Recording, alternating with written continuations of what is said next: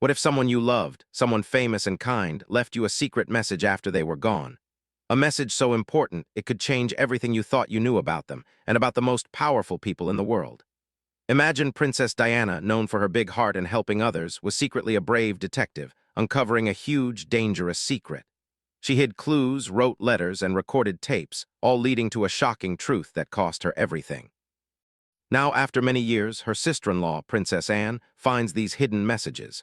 What will Anne do when she discovers Diana wasn't just a princess, but a hero fighting a secret battle? Get ready for a story of hidden dangers, brave choices, and a mystery that someone tried very hard to bury forever. This is the truth Diana wanted everyone to know. My mom did the right thing. I think it's truly amazing. It's been 27 years since Princess Diana died in a very sad car accident. Now the big royal home, Buckingham Palace, is showing a secret. This secret could shake up the whole royal family and make things very rocky. While they were quietly fixing up Kensington Palace, workers found a locked room. No one had been in it since Diana's last days. Inside, there was a fancy jewelry box. It had a spooky message carved on it for people who are brave enough to look for the truth. It said, DS. When Princess Anne was asked to sort through everything in the room, it started as just a royal job. But then it turned into a scary journey of bad tricks, hidden facts, and danger.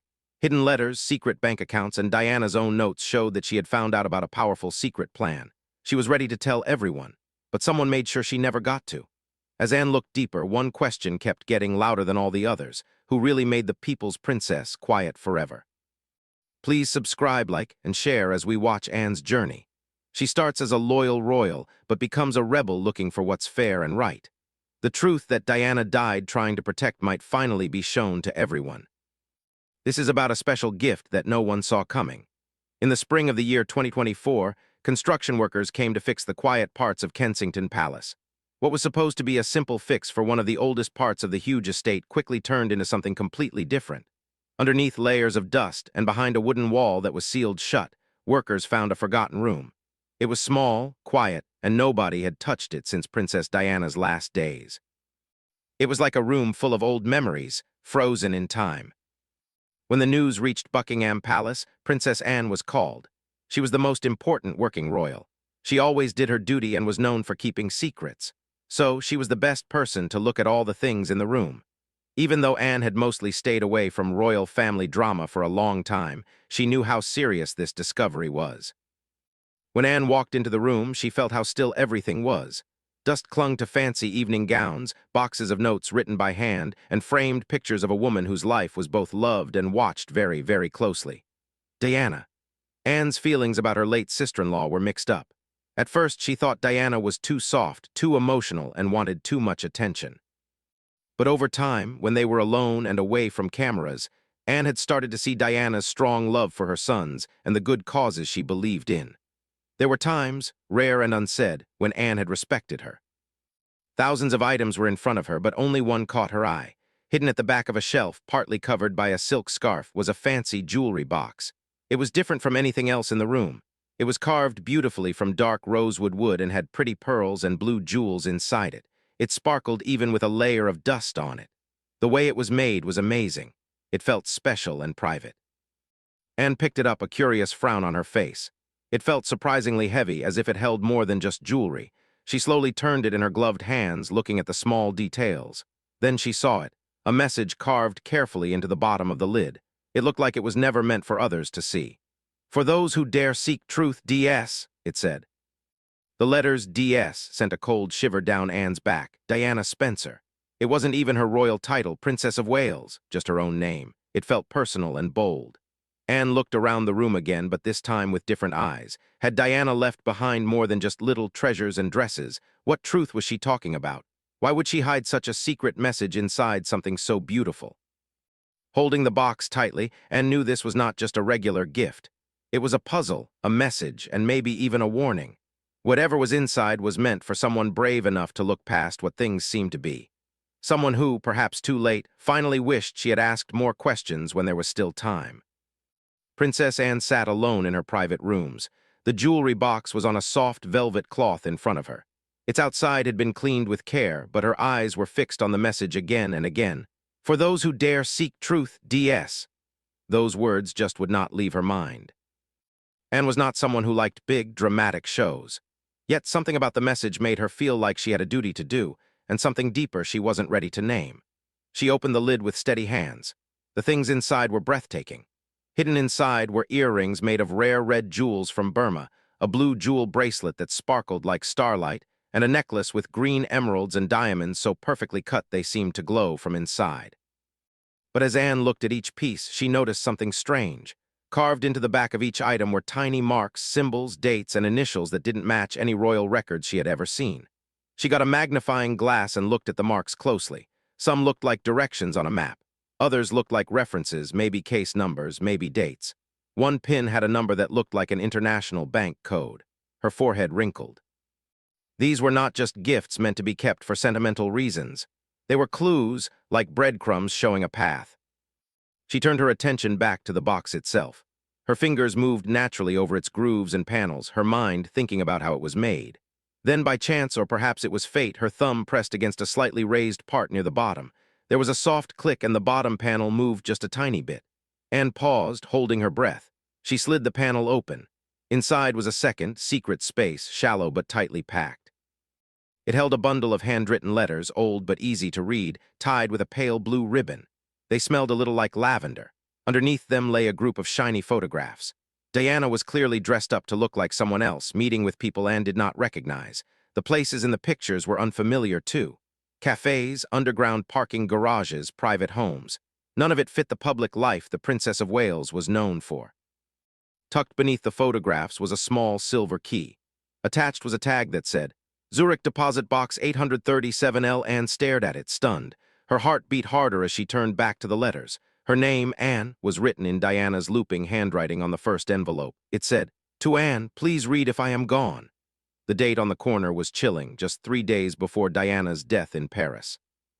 Anne sat down slowly, her hands shaking a little. She opened the first letter. The ink had smudged in places as if it had been written very quickly. Her eyes landed on the first sentence and froze. Anne, if you're reading this, then they succeeded in making me quiet.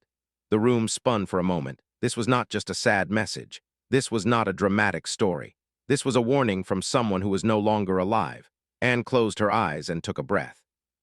Whatever truth Diana had found, it was now in her hands, and someone had worked very hard to keep it buried. The letter shook a little in Princess Anne's hand, but her eyes stayed steady. Diana's handwriting filled the page, fancy, but also showing she was in a hurry. The letters leaned forward as if she had been writing very fast, trying to beat the clock. Anne read on, holding her breath as the feeling of the letter changed from friendly to very serious. Diana started by remembering a charity party in 1995. That was the night she first thought something was wrong. A respected children's charity, one she had worked very hard for, had not sent money to its programs in other countries. When she quietly asked for answers, people avoided her questions, gave her wrong money information, and then even threatened her. The more she looked into it, the deeper the badness seemed to go. Anne turned the page and found a list of numbers written by Diana herself. She had carefully copied numbers, bank transfers, and secret accounts with no names attached. According to Diana's notes, money meant for people hurt by landmines, children's hospitals, and women's shelters had been put into personal bank accounts. Some belonged to powerful business owners. Others, which was even more disturbing, were connected to people inside the royal palace. Diana's voice in the letter grew colder, more determined. She wrote about meeting late at night with reporters who looked into stories, one from France, another from Switzerland. They were already finding signs of a larger secret plan. She mentioned code names, secret drop-off places for things, and being watched. She had even started recording her talks, storing the tapes in secret spots. People who knew the truth had come to her in secret, offering papers and telling her what they knew, but they were very scared for their lives. Anne sat back in her chair, her heart pounding. She had never truly thought Diana could plan something like this. For years, she had thought of her as someone who acted on feelings without thinking. Kind, yes, but also a bit careless. But this was not careless behavior. This was a strategy. This was a woman who knew bad people were around her, writing down every step because she knew they might come for her next. Diana's tone softened in parts of the letter when she spoke of William and Harry. I am not afraid to die, she had written, but I am afraid for them, of what they will be forced to take on if this truth is buried with me. Anne blinked away the tears she did not expect to feel. She had been wrong about Diana. The last few months of her life had not just been about bad stories or sadness. They had been about trying to find the truth, a desperate mission to protect her sons from the shadowy forces secretly controlling the royal family. As she reached the final page, Anne's fingers froze over a single underlined sentence near the bottom. If you find this, Anne, then know I left behind a final insurance policy. Everything is hidden in a Swiss bank vault. She looked again at the small key from the hidden compartment, which suddenly felt much more important. The truth Diana had died trying to tell was not lost. It was waiting, buried beneath mountains, protected by quiet and secrecy. And someone else besides her was likely searching for it too. The private jet landed in Zurich when it was still foggy in the early morning. Princess Anne had traveled without a big show, without helpers, and without telling anyone why. Only her closest security guards knew where she was, and even they had been given a made-up schedule. The key Diana had left behind was tucked safely in the inside pocket of her coat, resting over her heart like a quiet promise she had to keep. The Swiss bank was very private, very old, and used to customers who valued quietness more than anything. Anne showed the key and the tag with the number 837L. Her voice was calm, even though her heart was thumping loudly in her ears. The bank worker glanced at her ID, nodded without showing any sign of knowing her, and led her through many layers of security. Each layer was cleaner and quieter than the last. Inside a secure viewing room, the box was placed before her. Anne paused for a breath, then opened it. Piles of documents met her eyes. Ledgers, receipts, and money transfers were all carefully put together. There were folders with different colors and photographs, each labeled in Diana's clear handwriting. But most chilling of all were the tapes and digital discs tucked neatly at the bottom. Each one was marked with a date and a topic. One simply read, "If I disappear." Anne inserted the first disc into the player they gave her. The screen flickered, and there she was, Diana, sitting in what looked like a private apartment. Her face was plain, her eyes tired but focused. She began to speak in a clear voice. "If you are watching this, then I have been silenced, but I want you to know what I found and why I could not just walk away." Anne leaned in as Diana laid out names. Not just business people, no one new and foreign investors, but members of the important rich families, men who smiled in newspaper photos and hosted fancy charity parties. Diana described how they used charities as a way to hide money, sending millions to pay for illegal weapon deals, secret bank accounts outside the country, and hidden operations. She had tried to alert officials. Some listened, others warned her to stop. She explained how she started to fear the brakes on her car had been messed with, how she no longer trusted her security guards, how she went through back entrances and made her phone calls secret. Her eyes filled with tears when she spoke of William and Harry. "I must leave them something more than fairy tales," she whispered. "They need the truth." Anne sat frozen as the video ended. Her stomach felt sick with horror. This was bigger than she had imagined. It was a secret group around the world connected to the very groups that were supposed to protect people. Diana had not been just imagining things. She had been right, and she had paid the highest price. She turned toward the bank worker who had been waiting outside the room.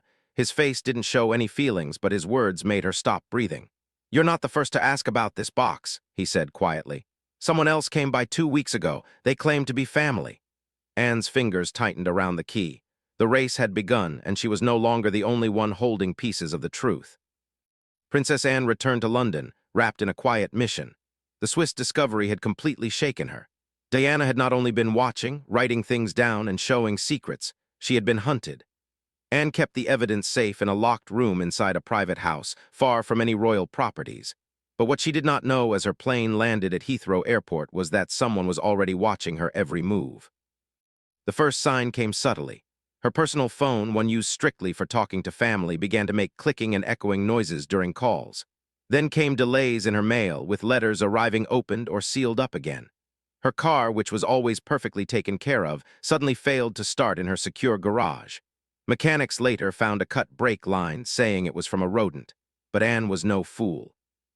She called in an old friend, who was now retired from British intelligence, to check her home and gadgets. He found traces of tracking software on her phone and listening devices hidden in her study. Someone was listening. Someone knew she had Diana's evidence, and they wanted to know what she would do with it. It was during this time of growing worry that Anne received a mysterious package with no return address. Inside was only a name, Timothy Radcliffe, Diana's former private helper. Anne remembered him as a quiet man, fiercely loyal, who disappeared from public life after Diana's death. She tracked him to a simple home outside Bath, and he agreed to meet at night in a small church known only to a few. In the dim candlelight of the church, Timothy's face showed years of silence. He didn't waste any time. "Your sister-in-law was not alone," he said. "She trusted a few of us even though she knew we had no part in the powerful system. We've kept watch, waiting for someone else brave enough to carry on her fight."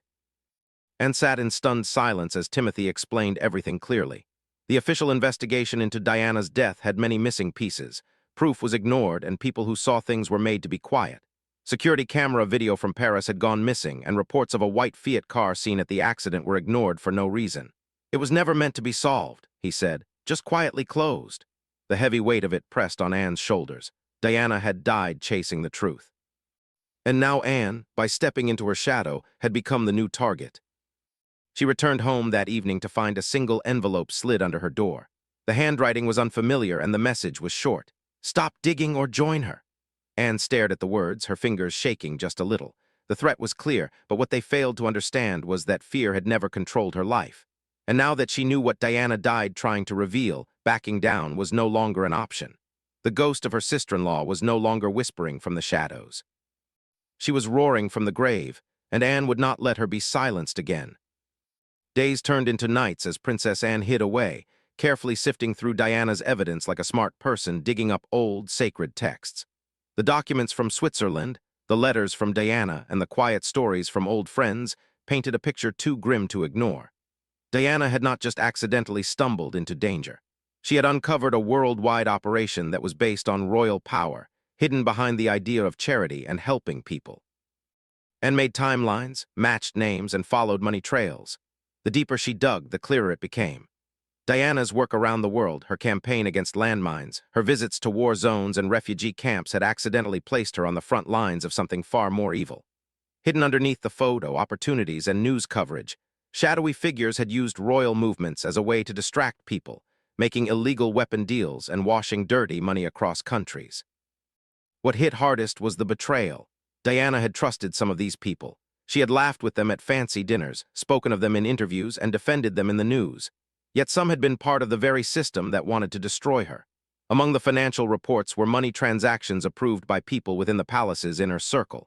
Anne checked different bank accounts, charities, and travel records. One name kept showing up again and again. Someone whose public image had always been perfect. Someone Anne had never suspected, a relative by blood. She felt sick.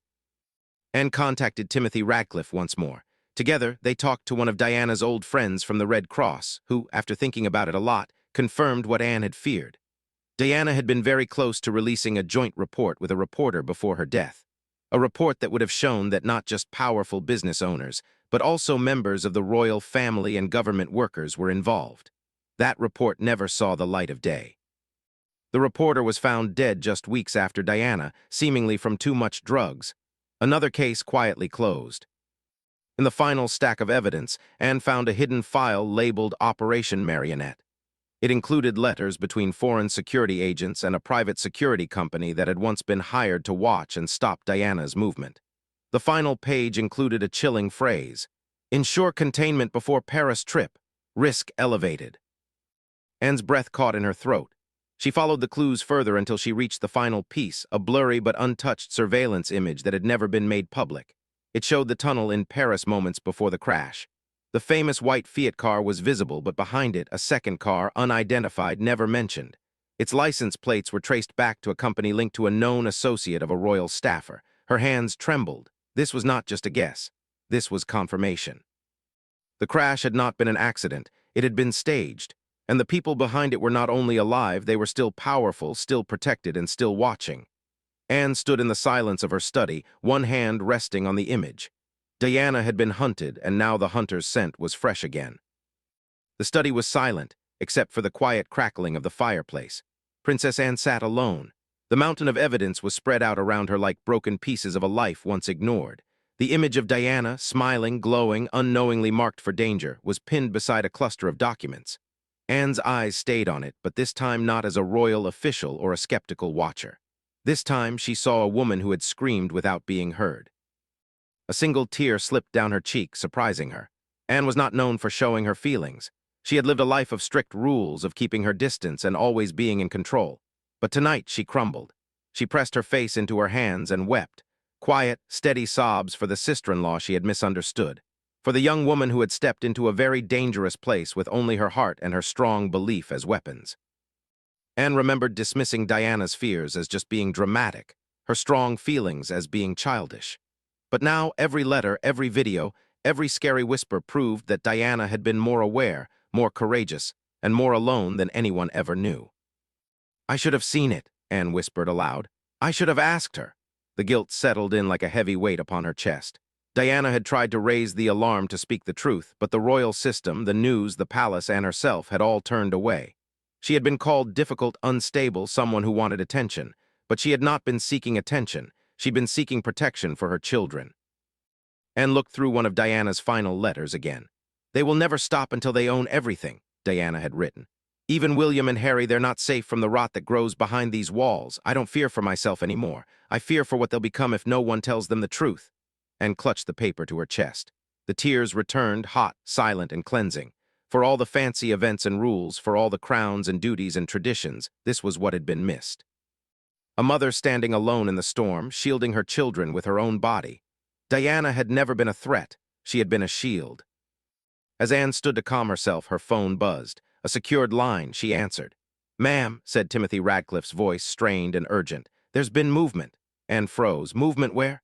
"At Lamrock, Prince George's school. There was an attempt to sneak into the grounds. Security stopped it, but it's not a coincidence. We believe the network is targeting the boys now, starting with William's children. You need to get to him now." The line went dead. Anne stared at the phone, her heart hammering against her rib cage. The danger had never ended. It had simply changed form, and now it was no longer only about the past. The same shadows that silenced Diana were now creeping toward her sons. This time Anne would not stand back. She would fight. The moment the call ended, Princess Anne was already moving fast. There was no time to tell security through the usual ways. Too many people had already been secretly working against them. She contacted only those she trusted absolutely, starting with a retired leader from MI5, a spy agency who had once owed Diana a quiet favor. Within the hour, a secret protection team was sent to Lamrock, where Prince George was attending classes. Another secret team was sent to watch Prince Harry's location in the United States, and knew they were running out of time. She left Kensington Palace under the cover of darkness. Her route was hidden, and her communications were scrambled so no one could listen. With her were flash drives, original documents, and backup video footage, everything Diana had risked her life to collect. The plan was clear: show everyone the bad network before they hurt anyone again. But Anne knew they wouldn't give up quietly. They had survived too long in the shadows to let truth win without blood being spilled. As MI5 began putting together connections between foreign bank accounts and high-ranking officials, Anne did what she never imagined she would have to. She faced members of her own family. In a private room within Clarence House, she stood before two older royals, both of whom were named in Diana's hidden reports. Their faces showed no emotion. They wore masks of polite manners. "You knew what she was finding out," Anne said coldly, "and you let it happen."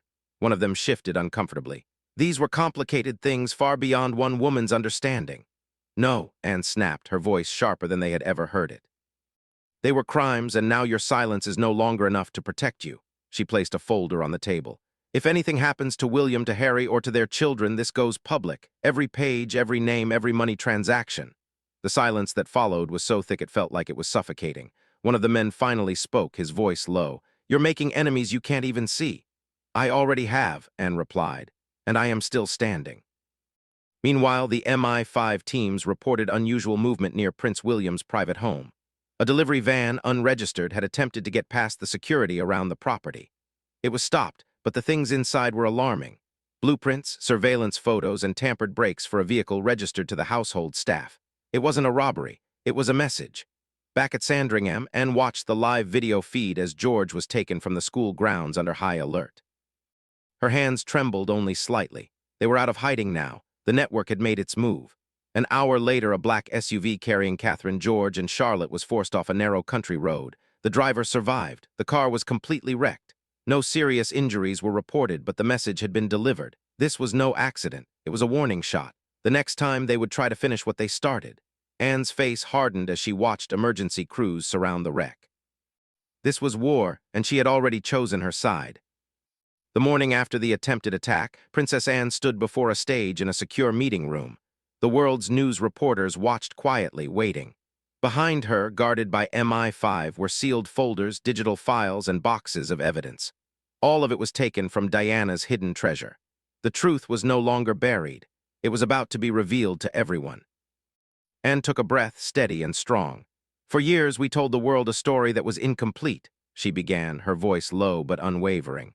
"What we failed to tell you, what was kept from all of us, was that Diana, Princess of Wales, died not simply as a symbol of kindness, but as a woman on a mission for justice." The revelation sent shock waves through the nation. Over the following days, headlines screamed names that were previously untouchable. High-ranking officials, corporate executives, and even minor royals were arrested or forced to quit their jobs. Secret bank accounts were frozen. Old investigation files that were once sealed were reopened. The web of secrets Diana had found and Anne had brought to light began to unravel. At the heart of it all was a woman once made fun of for being too emotional, too quick to act. But now Diana was proven right. She had not died for nothing. She had died protecting the truth and protecting her sons. In the weeks that followed, Anne quietly launched the Diana Truth Foundation, an organization dedicated to making sure charities around the world were honest, protecting people who tell secrets and supporting investigative reporters. Its mission was simple: to carry the torch Diana had lit in secret. Her legacy was no longer one of tragedy, but of triumph. One evening, alone in her private study, Anne returned to the ornate jewelry box. In the aftermath of the chaos, it had been set aside, listed, kept safe, but never fully emptied. Her fingers brushed the soft lining until they found a small groove. Another click, a panel lifted. Inside was a slim cassette tape and a labeled envelope for William and Harry, "Only if the world finally hears me." Anne's breath caught. She held it for a moment, then placed it in an old player and pressed play. Diana's voice filled the room, soft but steady. "My dear boys, if this message finds you, then I know you've heard the truth. Not just about what happened to me, but about who you truly are. Not symbols, not heirs to a throne, but hearts that can change this world. Don't carry fear, carry courage. That's what I tried to do. That's what I hope you'll keep doing for yourselves and for those who never had a voice." Tears welled in Anne's eyes. Diana's final gift was not just the truth. It was love, timeless, unshaken, and victorious. Princess Diana's final mission was never about being famous. It was about protecting the truth and shielding her sons from a life where secrets were kept. Through Princess Anne's never-ending search for what was right, the truth has finally been heard. What was once hidden beneath jewels and secrecy is now part of history's big decision. Diana was not just a princess. She was someone who told secrets to help others, a protector, and a mother who never stopped fighting. Subscribe for more untold stories that reveal what history tried to forget. Like and share to keep these voices alive. Every truth we find brings us closer to a future where silence no longer wins. Stay with us because the next big secret is already unfolding behind palace doors.